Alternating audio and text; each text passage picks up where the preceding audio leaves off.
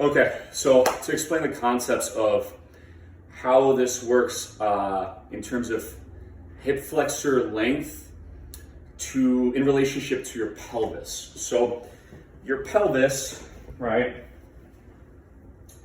will dictate whether there's tension or whether there's slack of the hip flexor musculature based on where it's positioned, right? Because that's where all the muscles originate. They originate, well, not all of them, but the rectus femoris originates at the ASIS. The iliopsoas originates in the pelvic kind of bowl, if you will. And so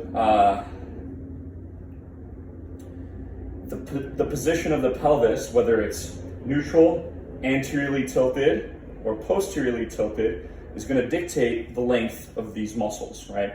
So if you have it anteriorly tilted, you're bringing this lower, and so it's creating slack.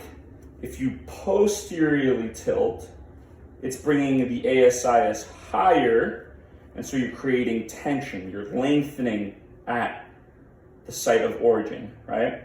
And if you're neutral, it's just neutral, right? And so what the goal is with stretching your entire hip flexor complex is to create tension from the proximal segment as well as the distal segment, right? So that you're pulling from both sides, not slacking on one side and pulling on the other side, because that's not efficient. So in the sense of a couch stretch, for example, or a rear foot elevated split squat with the intent of loading the foreleg and stretching the hind leg, what we want to do is we want to get into this position, right? And so you want to make sure you're not overly arching here, right? Because that's going to give you, it's going to lower this and it's going to give it slack. So you want to actually squeeze this glute. Ooh, that already gets it. And contract the abs, because abs are going to lift the pelvis into posterior pelvic tilt.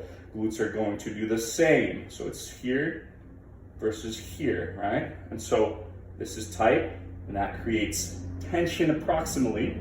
And then we go into a stretch,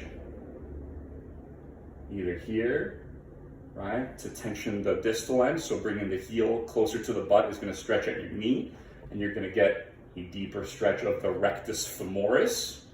Or if you want to hit the iliopsoas, you lean forward. So you keep this here, and then you lean forward, but don't arch. Keep this down and lean forward. And you'll get more of an iliopsoas stretch. Hope that makes sense.